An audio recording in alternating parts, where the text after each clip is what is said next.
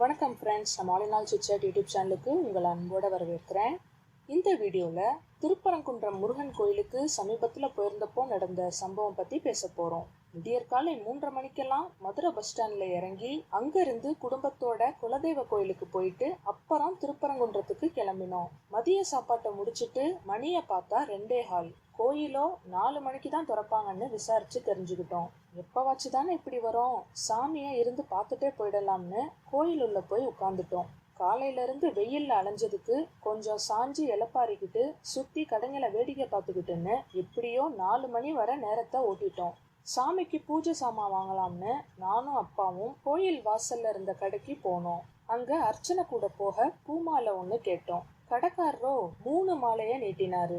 நாங்க 1 போதும்னு சொல்ல, அட முருகனோட சேர்த்து வள்ளி தெய்வானைக்கும் மாலை வாங்கிட்டு போங்க, அப்போதான் சிறப்பா இருக்கும்னு சொல்லி அந்த கடைக்காரரு அவர் வியாபார தந்திரத்தை காமிச்சாரு. எங்களுக்கும் அது புரிஞ்சனால இல்லைங்க 1 மட்டும் போதும்னு சொல்லி நாசுக்கா மறுத்துட்டோம். சும்மா இல்லைங்க, ஒரு மாலை 250 இருந்து 300 வரை விற்கிறாங்க. இதுல சாமி பேரை சொல்லி 3ஆ வாங்கிக்கோங்கன்னு எப்படிலாம் கடைக்கு வரவங்க கிட்ட திணிக்கிறாங்க பாருங்க. சரியா 4 மணிக்கு கோயில் கதவு மணியோசையோட திறக்க அரோகரா கோஷத்தோட பக்தர்கள் கூட்டம் வேகமா மடை திறந்த வெள்ளம் மாதிரி உள்ள புகுந்துச்சு. எல்லாரும் போகட்டும், நாம மெதுவா போய்க்கலாம்னு நாங்க கொஞ்சம் பின்தங்கினோம். அப்புறம் கோயில் உள்ள போனதும் இங்கேயே இருங்க, நான் அர்ச்சனை சீட்டு வாங்கிட்டு வரேன்னு அப்பா சொல்லிட்டு போனாங்க. நாங்களும் ஒரு ஓரமா ஒதுங்கி நிக்கவே பொது தரிசனம், ஸ்பெஷல் தரிசனம்னு அம்புக்குறியோட அங்க வழிகாட்டுற போர்டு இருந்ததை பார்த்தோம். அதுக்குள்ள அப்பாவும் அர்ச்சனை சீட்டோடு திரும்பி வர சுவாமி தரிசனத்துக்கு வரிசையில போய் நின்னோம். அன்னைக்கு சஷ்டிங்கிறதுனால கூட்டம் கொஞ்சம் அதிகமாவே இருந்துச்சு. உள்ள சுற்றி மலை குகையிலேயே குடையப்பட்டிருந்த சுவாமி உருவங்களை ரசிச்சுக்கிட்டே ஒரு வழியா முருகன் சன்னதிக்கு வந்துட்டோம். அங்க போய் அர்ச்சனைக்கு கொடுத்தா கீழே வெளியில கொடுங்கன்னு ஐயர் சொன்னாரு. சாமிக்கு மாலையும் அங்கதானான்னு நாங்க கேட்க அதை மட்டும் வாங்கி சாமி கிட்ட வச்சாரு. அவ்வளோதான், ஆரத்தியெல்லாம் எதுவும் இல்லை. விபூதி பிரசாதம் மட்டும் வாங்கிட்டு அப்படியே வெளியே வந்தாச்சு. அடுத்து சுற்று பிரகாரத்துல உள்ள வெளி சாமிங்களை தரிசனம் பண்ணிட்டு வெளியே வந்தோம். அர்ச்சனைக்கு கொடுக்கற இடம் மட்டும் எதுன்னு தெரியவே இல்லை. நாம எதுவும் கவனிக்காம தாண்டி வந்துட்டோமான்னு ஒரு பதட்டத்தோட எதிரில வந்தவங்க கிட்ட கேட்க, அதோ வெளியில தேங்காய் உடைக்கிறாங்க பாருங்க, அங்க போங்கன்னு ஒரு திசையில கை காட்டினாரு. சரின்னு அவரு சொன்ன இடத்துக்கு போனா எங்களுக்கு முன்னாடி ஒருத்தர் அர்ச்சனைக்கு கொடுத்துட்டு இருந்தாரு. பாவம், நாங்களாச்சு பூமாலைய சாமிக்கு அங்கே கேட்டு உள்ளேயே கொடுத்துட்டோம். இவரு விசாரிக்காம மாலையையும் அர்ச்சனை தட்டோட இங்கேயே கொடுத்துட்டாரு போல.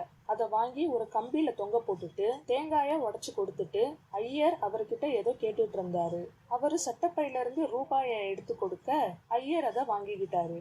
அப்புறம் நாங்க அர்ச்சனை கூடைய கொடுத்தோம். பேரு நட்சத்திரம்லாம் கேட்டுட்டு தேங்காய உடைச்சு அதுல இருந்த ஊதுபத்தி வெத்தலை பாக்கெல்லாம் எடுத்து தனியா ஒரு கவர்ல போட்டு வச்சுக்கிட்டு கூடைய திருப்பி எங்ககிட்ட நீட்டினாரு. அர்ச்சனை கூடையில சாமிக்குன்னு இருந்த அபிஷேக பன்னீர் பாட்டில தொடவே இல்லை. விபூதி குங்குமம் பிரசாதம் தரல. மொத்தத்துல பூஜை பொருட்களை வச்சு படைக்க அங்க சாமியே இல்லை.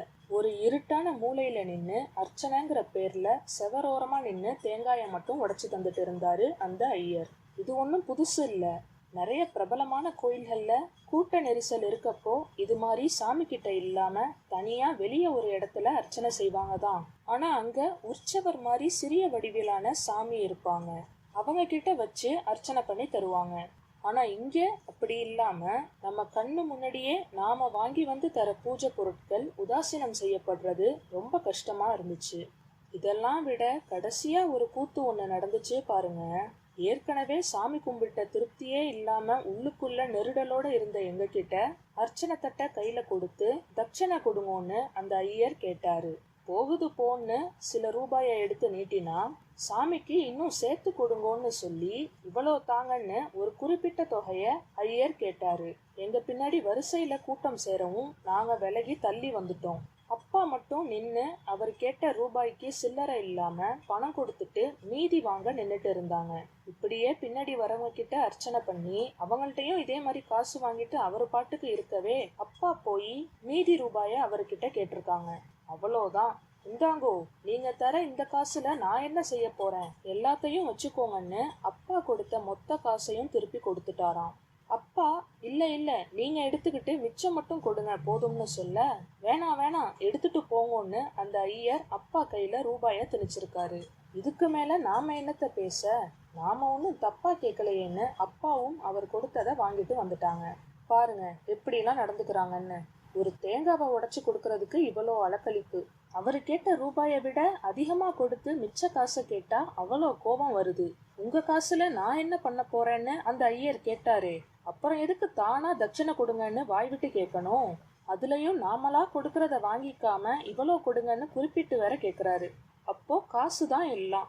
எத்தனையோ இடங்கள்ல இருந்து எந்தெந்த மூலையில இருந்துலாம் சாமிய மனதார தரிசிக்க மக்கள் வராங்க. அவ்வளோ தூரத்துல இருந்து பாடுபட்டு வரவங்கள சாமிக்கு நல்லபடியா அர்ச்சனை பண்ணி தரிசிக்க முடியலையேங்கிற மன வருத்தத்தோட பக்தர்களை நாம அனுப்பி வைக்கிறோமேன்னு கொஞ்சம் கூடவா அங்க உள்ள ஆளுங்களுக்கு தோணாது? இதுக்கு எதுக்கு அர்ச்சனை பண்ணணும்? கோயில்ல இப்படி அதிக கூட்டமோ இல்ல விசேஷமான நாட்கள்லயோ அர்ச்சனை கிடையாது, சுவாமி தரிசனம் மட்டும்தான்னு அறிவிக்கலாமே. அதை விட்டுட்டு அர்ச்சனை கூடைக்கு 300, பூமாலை, அது போக அர்ச்சனை சீட்டு, ஸ்பெஷல் தரிசனம், அப்புறம் இப்படி ஐயருக்கு தனியா அவங்க கேக்குற தட்சணைய கொடுக்கணும். ஆனா இவ்வளோ செலவு பண்ணியும் திருப்தியா சாமி கும்பிட்ட ஒரு நிம்மதியோ மன அமைதியோ கிடைக்கலங்கிறது தான் வேதனைக்குரிய விஷயம். இன்னொன்னு, இங்க காசு மட்டுமே பிரச்சனை இல்லைங்க. கோவில் பணிய வெறும் கடமையா மட்டும் இல்லாம கடவுளுக்கு செய்யற தொண்டா, வர பக்தர்கள் கிட்ட புன்னகையோட அவங்களுக்கு வேண்டியதை நிறைவா பண்ணி கொடுக்கற அர்ச்சகர்களும் இருக்கதான் செய்யறாங்க. அதுல ஒரு சிலர் நான் இப்போ சொன்ன மாதிரி கீழ்த்தரமா நடந்துக்கிறாங்க. எப்போ கல்வி மருத்துவம்லாம் வியாபார நோக்கத்துல செயல்பட ஆரம்பிச்சுதோ அப்போவே கடவுளுக்கும் மனுஷனுக்கும் நடுவுல இருக்க பக்தியும் விற்பனை பொருளாகிடுச்சு. அதனால காலத்துக்கு ஏத்த மாதிரி நாமளும் நம்மளை மாத்திக்கிறது தாங்க நல்லது. எனக்கு இதெல்லாம் நீ தந்தாதான் நான் உனக்கு இதை செய்வேன்னு சாமி எப்பவும் கேட்கறது இல்ல. அதனால இது மாதிரி புகழ்பெற்ற பெரிய பெரிய கோயில்களுக்கு, அதுவும் இப்படி கூட்ட நெருக்கடியா இருக்கப்ப போனீங்கன்னா அர்ச்சனைய தவிர்த்து அழகா வரிசையில பொறுமையா நின்னு காத்திருந்து சாமிய மட்டும் கண்ணார தரிசனம் பண்ணி கும்பிட்டு வரதே நல்லது. இல்லைன்னா கோயிலுக்கு போயிட்டு வந்த மன திருப்தியே இல்லாம வீண் மன உளைச்சலுக்கு ஆளாகிற நிலைமை ஏற்படலாம். கடவுள் நம்ம கிட்ட எதிர்பார்க்கறதும் தூய்மையான உள்ளத்துடன் கூடிய பக்தியை மட்டும்தானேங்க. அதனால தப்பு இல்லை. Thank you friends.